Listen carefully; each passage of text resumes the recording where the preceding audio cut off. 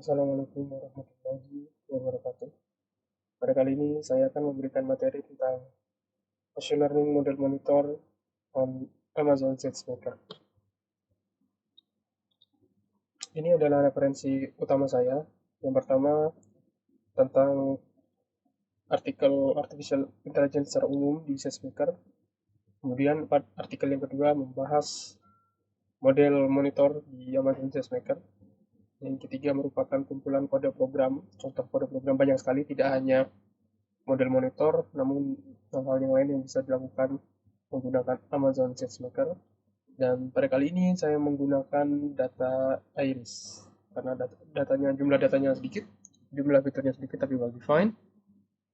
Dan menurut saya data dengan dimensi tersebut cocok untuk tutorial ini. Oke, ini adalah background saya dalam tutorial kali ini. Itu yang pertama ada sebuah custom process di mana teman-teman di sini punya data yang diproses menggunakan Python programming language, menggunakan Pandas juga atau scikit-learn atau library yang mungkin teman-teman kembangkan sendiri atau algoritma sendiri. Nanti kalau sudah selesai itu akan dibungkus dalam sebuah Docker image. Docker image tersebut nanti akan dipanggil oleh Amazon SageMaker URI-nya untuk training dan deploying menjadi sebuah endpoint. Dari endpoint tersebut kita akan coba hit endpoint tersebut berkali-kali. Nanti datanya akan di capture atau lebih tepatnya kita pantau gitu. Kenapa butuh teman-teman model pembelajaran mesin? Yang pertama untuk model quality drift, apakah kualitas model kita masih sesuai dengan perkembangan data. Kemudian untuk data drift, apakah terjadi drifting pada data gitu. Namun dua hal ini saya bahas di insya Allah tutorial yang lain. Yang akan saya bahas di sini adalah tentang capture request and response. Jadi dari payload kita yang akan kita tembak nanti disimpan di S3 bucket. Kemudian di sini ada constraint and baseline info. Ini merupakan layanan dari SageMaker yang memberitahu kita untuk informasi dasar tentang dataset kita. Misalkan informasi tentang atribut ini itu tiba-tibanya float, kemudian tiba-tiba nanti ada yang masuk berupa integer gitu. Itu kan tidak sesuai. Nanti ada violation. Tapi sebelumnya di define dulu di constraint and baseline ini. Oke. Kemudian custom proses yang tadi itu saya kerjakan di komputer lokal saya untuk menghindari biaya tambahan dan saya akan tahu error lebih cepat karena ada di komputer lokal saya. Kemudian Docker image tadi akan disimpan di ECR, Elastic Container Registry, sebuah repository image di AWS. Baru nanti dia akan dipanggil oleh SageMaker. Nah, eh, ini merupakan eh, contoh aksi-aksi yang bisa kita lakukan kalau memonitor model pembelajaran mesin kita dari SageMaker, kemudian endpoint-nya dipantau, datanya disimpan di S3 bucket, bisa diekspor juga ke CloudWatch. Nanti ada pilihannya create CloudWatch sama dengan true. Ada CloudWatch Matrix dan alarm. Nah, kalau misalkan kita setup CloudWatch alarm, kita bisa memanggil Lambda function untuk reproses data, misalkan menggunakan AWS Glue atau menggunakan Amazon SageMaker API untuk melatih kembali datanya di training model. Dan bahkan alert stakeholders atau biasanya yang diingatkan itu adalah para developernya.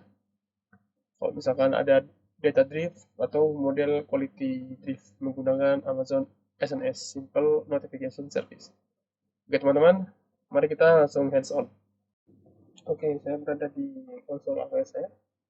Kemudian kita buka SageMaker. Nah, kita akan membuat sebuah domain. Kita akan coba with setup saja. Kita coba nama ini. Kemudian adalah Herley.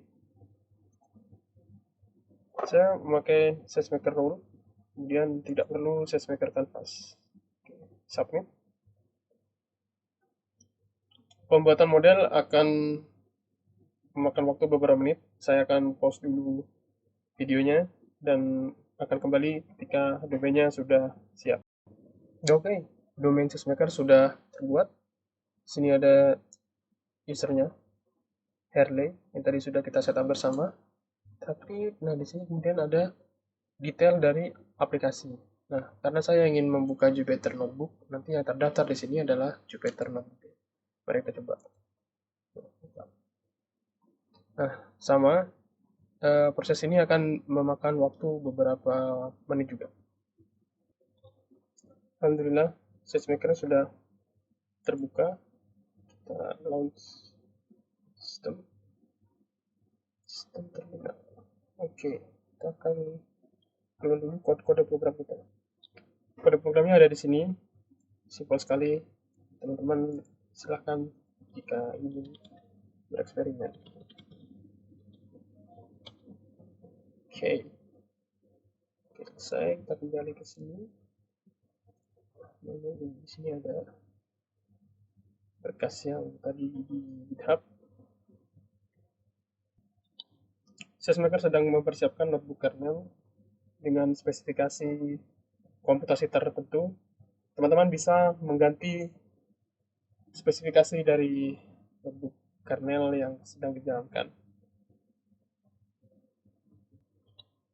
Loading kernel sudah selesai. Mari kita coba. Oke, ini adalah import library standar. Oke, selesai. Kita jalankan ini juga. Role-nya sesuai yang tadi ya, SageMaker role. Saya memberikan privilege yang cukup tinggi untuk role ini. Baik, dan region-nya adalah AP Southeast 1. Sel yang ini menentukan di mana data capture akan disimpan. Kemudian ini merupakan reports dari baseline yang akan disimpan. Model monitor prefix dan code prefix. Semuanya akan disimpan di S3 bucket. Ini perlu. Tentu nanti teman-teman bisa mengganti path-nya ini sesuai dengan yang diinginkan. Nah, ini yang penting. Di sini ada model URL, ada model name, dan model. Model URL ini sebelumnya modelnya sudah pernah saya latih di SageMaker. Ada di video saya yang sebelumnya. URL ini dapat dari mana? Dari sini. Ini ke SageMaker. Terus kita ke trainings. Di training job, kita coba. Nah, yang ini sudah pernah saya latih. Klik saja. Kemudian nanti dia akan memberikan S3 path-nya. Oke, sebentar. Nah, tampaknya ada di bawah. Ya, di sini. Klik. Masuk ke S3 Management Console. Klik ini, kemudian copy S3 URI. Nah, nanti di paste di sini. Model ini harus ada, teman-teman. Karena kita ingin memonitor model yang hendak di-deploy di endpoints. Oke. Kemudian dijalankan. Ini juga penting. Image URI. Sebelumnya saya sudah membuat Docker image yang sudah di-upload di Amazon ECR. Ada di video saya yang lain. Tentang BYOC, kalau nggak salah. Membuat decision tree di SageMaker. Ini adalah ECR-nya, kemudian di sini ada repositorinya. Teman-teman tinggal klik ini untuk menyalin alamat URI-nya dan paste di sini. Nah, model URL, model name, dan modelnya ini sendiri harus ada. Session ini didapatkan dari inisialisasi di atas. Kemudian role-nya tadi juga sudah ada ya di sini. Dan model URL-nya juga sudah ada. Nah, mari kita sekarang deploy endpoint-nya.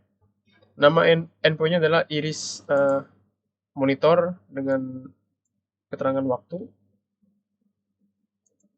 Kemudian di sini ada pengaturan yang penting, yaitu data capture config. Kalau ini tidak diatur, maka endpoint-nya tidak akan menangkap request dari user. Kalau ini diatur, maka akan ditangkap, kemudian dan disimpan di S3 capture upload path ini. Kemudian data capture config dimasukkan di sini di data capture config. Teman-teman juga bisa mengatur instance type dari endpoint teman-teman. Mungkin ada yang butuh banget pakai GPU atau spesifikasi yang berbeda dari sini, tapi saya pakai ml.m4xlarge. Kita deploy saja. Oke. Proses ini memakan waktu beberapa menit. Saya akan pause dulu videonya dan akan kembali ketika endpoint-nya sudah ada. Oke, sekarang endpoint-nya sudah terdeploy. Ini adalah endpoint name-nya dan konfigurasi data capture-nya ada di URI yang ini. Sekarang kita lihat sini di inference endpoints. Nah, sini ada satu endpoint. Klik. Oke, ini adalah sebuah endpoint. Namanya adalah ini AIRS Monitor dan ada timestamp-nya. Tipenya adalah real time dan terakhir diupdate pada hari ini. Ini adalah model container logs-nya ada di sini. Kemudian ini ada URL untuk invocation. Tapi nanti saat kita ingin menginvoke tidak menggunakan URL ini karena memanggilnya dari dalam SageMaker Studio. Oke, di sini juga ada operational metrics ya teman-teman. Ada CPU utilization, ada memory utilization, dan ada timestamp-nya juga. Ada disk dan ada GPU karena tipe komputernya itu bukan support oleh GPU, jadi ini tidak ada. Dan di sini ada GPU memory utilization yang juga tidak ada. Tapi normalnya memang belum ada karena kita sama sekali belum menginvoke endpoint-nya ini, belum memanggil sama sekali. Kembali ke atas, di sini ada settings. Ya, teman-teman di sini juga bisa melihat settings tentang konfigurasi yang ada. Di sini ada data capture option-nya, prediction request dan prediction response. Nah, disimpan di S3. Kemudian konten type-nya adalah CSV, text, JSON atau application selection. Ini seperti ini biasanya di header-nya kalau kita ingin memanggil sebuah API. Di sini juga ada keterangan modelnya.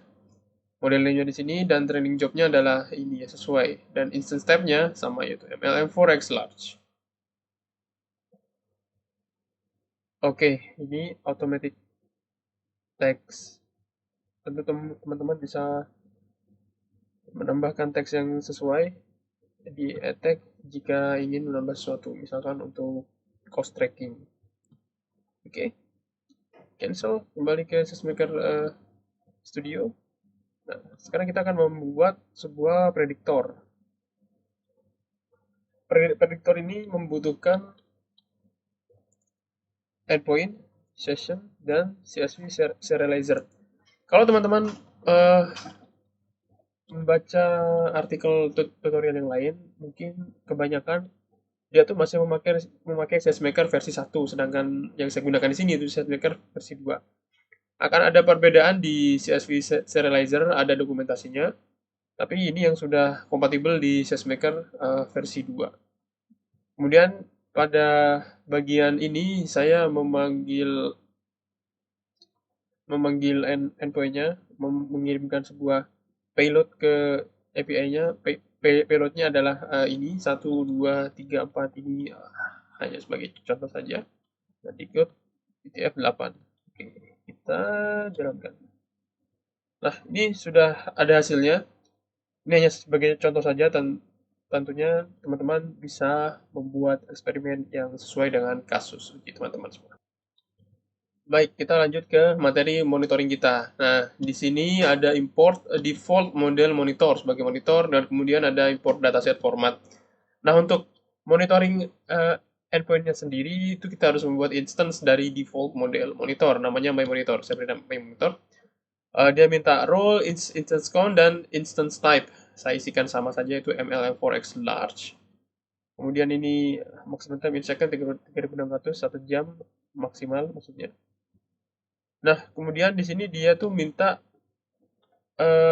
baseline dataset dan dataset format. Ini merupakan layanan dari SageMaker yaitu suggest baseline karena saya ingin membuat sebuah baseline dari data iris ini tentunya. Nah, iris ori ini merupakan data iris yang ada nama kolomnya. Jika teman-teman belum tahu, biasanya kalau training di SageMaker itu nama kolomnya dihilangkan dan label dari dataset itu yang untuk pelatihan supervise itu ada di kolom yang pertama. Nah, sedangkan ini untuk yang baseline dataset itu lengkap semua ke 4 atau 5 kolom kalau nggak salah itu. Kemudian saya simpan datanya di S3 ini harus ada, kemudian formatnya adalah CSV dengan header sama dengan true. Silahkan dicoba kalau misalkan ingin headernya itu tidak ada, pakai yang udah di format oleh SageMaker sebelumnya, tidak ada masalah. Oke, kita akan jalankan lagi sel ini. Baik, ketika ini sedang berjalan, teman-teman bisa ke panel ini di Amazon SageMaker, kemudian ke processing, ada processing jobs di sini. Nah, ini adalah baseline suggestion job yang barusan saya jalankan. A few seconds, baru a few seconds, kemudian statusnya adalah in progress. Biasanya baseline job ini itu makan waktu sekitar 7 menit dari percobaan yang sudah pernah saya lakukan sebelumnya. Oke, baik, jobnya sudah selesai dijalankan. Di sini ada beberapa informasi yang silakan teman-teman bisa baca sendiri kalau ingin mencoba. Oke, cukup panjang.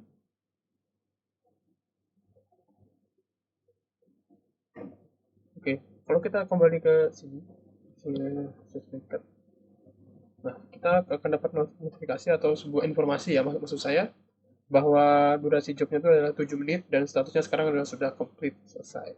Klik di sini. Kemudian di sini ada beberapa informasi, yaitu misalkan ada URI data masukannya tadi, yaitu ada di irisori.csv. Kemudian di sini ada local path-nya. Local path ini ada di dalam Docker container, di dalam sebuah Docker image yang sudah di running. Kemudian ini path-nya ada di /opt/ml. Teman-teman membutuhkan alamat ini jika akan membuat atau membangun model pembelajaran mesin menggunakan code build. Kalau di situ ada machine learning pipeline yang hendak dibuat tanpa campur tangan manusia, misalkan jika ada data baru atau data drift yang terjadi, machine learning pipeline-nya itu terpicu ke trigger itu local path untuk baseline-nya ada di sini. Kemudian di sini ada processing output config. Hasil dari baselining yang sudah uh, dikerjakan di sini itu ada di S3 bucket di results. Mari kita lihat. S3 bucket. Tadi ada di model monitor, kemudian di baselining. Saya lupa. Ada di mana? Dan hasil job 2023 07 16.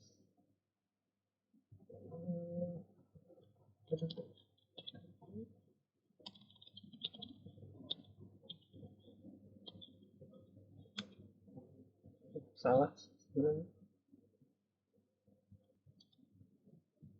Oke.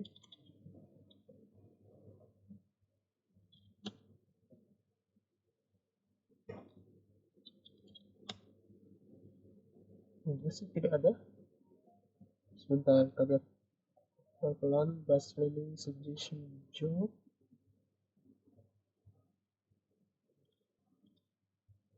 Iya, yang ini. 071608 resultsnya ada di sini. Nah, di sini ada constraint.json dan statistic.json. Tentu ini bisa diunduh dan dipelajari. Silahkan teman-teman jika ingin mempelajari dua berkas ini. Oke, kembali ke model monitor. Kita sudah selesai suggest baseliningnya. Kemudian di sini kita akan membuat monitoring schedule. Jadi monitor itu dia tuh berjalan.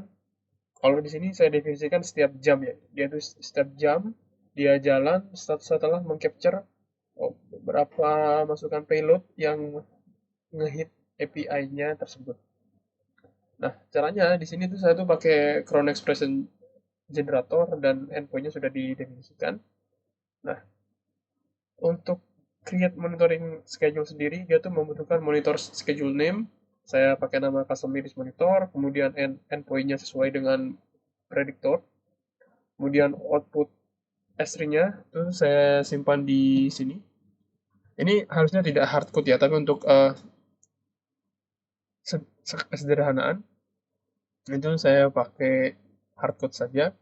Kemudian untuk kernel expression generator hourly, ini berarti setiap jam nanti dia akan running jobnya, summarize dari seluruh pemanggilan aktivitas API yang berjalan. Nah, ini yang penting menurut saya. Enable CloudWatch Metrics. Jika sama dengan true, nanti akan ada CloudWatch Metrics yang sudah dibuatkan untuk kita, dan kita bisa memantau perkembangan endpoints dan model pembelajaran mesin kita melalui CloudWatch Metrics ini. Nah, kita coba jalankan. Oke, sudah selesai. Nah, karena kita harus menunggu 1 jam sembari ini di hit terus menerus, maka mungkin saya akan pause dulu videonya dan akan kembali 1 jam lagi. Oh iya, ada yang ketinggalan. Setelah saya menjalankan sel ini, kita menjalankan describe schedule dulu. Nah, ini statusnya schedule, berarti sudah dijadwalkan. Kemudian kode program di sini akan menunggu selama 1 jam plus minus 20 menit. Jika sudah, nanti list executions dari monitor yang kita buat itu akan muncul.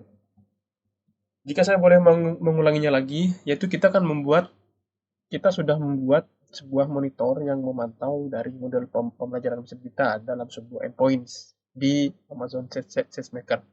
Nah, nama monitornya itu adalah Custom Iris Monitor. Monitor ini itu dijalankan melalui jadwal. Nah, karena jadwalnya itu saya definisikan di cron expression generator hourly, maka nanti paling tidak kita ada sejam 20 menitan baru akan mendapatkan hasilnya gitu. Nah, dalam tutorial kali ini saya membuat sebuah cell di sini yang dia itu while mode execution sama dengan 0 gitu ya, atau dia akan menunggu terus sampai eksekusi pertama dari penjadwalan yang kita jadwalkan tadi itu terjadi gitu. Setelah itu dia akan tidur selama 60 detik dan akan ngelis lagi apakah penjadwalan yang sudah kita jadwalkan tadi itu paling tidak berjalan satu kali. Oke, kita akan benar-benar mulai menunggu. Baik, tampaknya ini sudah selesai. Jadi ini adalah sebuah kode program di mana my monitor ini akan mengembalikan daftar dari eksekusi monitoring maksudnya yang terjadi. Kemudian setelah kira-kira 1 jam 20 menit harusnya dia mengembalikan hasil. Ini ada sebuah kondisi perulangan. Ya, sebuah perulangan. Jika learn mon execution sini sama dengan 0, artinya dia belum mengembalikan apapun, maka ini akan ngeloop terus waiting for the first execution to happen. Sampai ada paling tidak satu eksekusi program monitoring yang terjadi. Karena sel ini sudah selesai, maka lanjut ke sel selanjutnya. Saya hanya ingin mengambil eksekusi yang terakhir saja, kemudian sleep untuk 60 detik untuk mempersiapkan. Kemudian di sini ada mencetak latest executing status dan resultnya, di mana di sini bisa dibaca bahwa job complete successful with 7 violation, ada 7 pelanggaran yang terjadi. Karena apa? Karena di sini saya awalnya memanggil dengan float gitu, floating point number. Kemudian di sini saya menggunakan bilangan bulat, menggunakan integer selama 7.000 kali dengan prediktor yang tadi sudah didefinisikan gitu. Nah, yang violate, yang melanggar itu yang bilangan bulat seperti ini. Harusnya mungkin saya nulisnya itu 1.0 atau 1,0 kalau di kita gitu. seperti itu. Tapi tidak apa-apa, memang sengaja supaya terjadi violation. Oke, reportnya bisa dibaca di sini di alamat S3 paket yang ini. Tentu ini menyesuaikan dengan akun teman-teman dan alamat yang teman-teman buat. Ini juga mendaftarkan constraint violations, constraints, dan statistics hasil dari monitoring dan baselining yang sudah terjadi. Nah, saya khusus akan hanya membahas constraint violation saja, yaitu ketika violationnya itu dibaca dari my monitor, monitoring kita yang sudah kita scheduling tadi, yang terakhir aja, di convert ke pandas, dan 10 baris pertama ini kita bisa lihat di sini. Untuk variety ini adalah untuk fitur-fiturnya. Fitur name-nya tuh ada variety, target variable, kemudian ada fitur-fitur yang lain, ada petal length, petal width, sepal length, dan sepal width, terusnya. Kemudian apa sih yang diperiksa? Categorical value check, ini memeriksa data type, dan ini merupakan ada pemeriksaan baseline drift. Nah, misalkan untuk variety ya, ini ada keterangan bahwa categorical value match requirement is not met. Yang di-observe 0%, expected-nya 100%. Ini merupakan sebuah violation. Kemudian di sini ada petal length, data type match requirement does not meet. Jadi yang diharapkan tuh fraksional 1,2, 1,3. Jadi expect 100%, yang ternyata hanya 50% data yang fraksional. Iya, karena di looping yang ini, setelah kita mengexecute ini yang fraksional, kemudian kita langsung mengexecute yang bilangan bulat. Makanya kira-kira sekitar 50%, 50%. Ini terjadi untuk semua fitur ya, petal length, petal width, sepal length, dan sepal width. Kemudian baseline driftnya, karena threshold yang didefinisikan secara default itu adalah 0,1 di baselining kita. Tentu teman-teman bisa mengoverride nilai ini dengan nilai threshold yang sesuai. Tapi ketika ada drift ya, nilai yang dianggap sebagai sebuah drift di SageMaker itu sebesar 0,2, exit threshold 0,1, maka itu dianggap sebuah violation. Oke, jadi ini adalah laporan violation-nya. Teman-teman bisa bertindak sesuai dengan informasi yang ada di sini. Misalkan mau retraining karena terjadi ada drift atau notif someone. Jangan lupa nanti ketika sudah selesai semua, maka monitoringnya tuh dihentikan, kemudian di delete monitoring schedule-nya. Karena jika ini tidak di delete, tidak dihapus, maka endpoint yang ada di sini ini tidak bisa dihapus yang in service, dan ini consume compute. Jadi untuk menghindari biaya tambahan, mending itu dilepas dulu yang ini, kemudian baru bisa dihapus. Baik teman-teman, abaikan error yang ini karena ini merupakan hasil dari eksekusi program yang sebelumnya. Satu lagi yang ingin saya sampaikan yaitu tentang monitoring di CloudWatch. Nah, ketika kita masuk ke CloudWatch, pilih Metrics, All Metrics. Nah, di sini kita bisa melihat apa-apa saja yang tadi kita monitor. Sebentar, ini saya hapus dulu.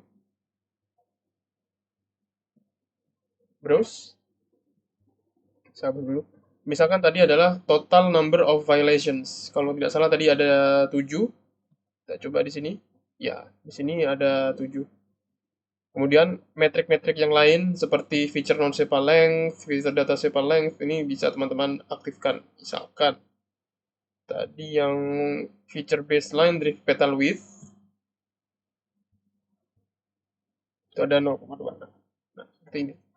Ini monitoringnya di CloudWatch. Nah, jadi kalau misalkan sudah masuk sini, masuk CloudWatch, tentu sangat memudahkan kita karena sajanya sudah dalam bentuk grafik seperti itu.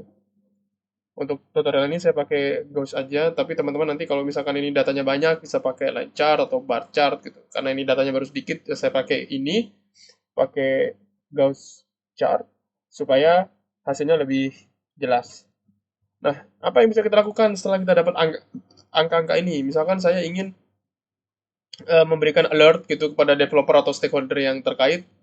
Kalau ada violation lebih dari 5 gitu, ini kan 7 berikan sebuah alarm. Nah, itu ada di sini.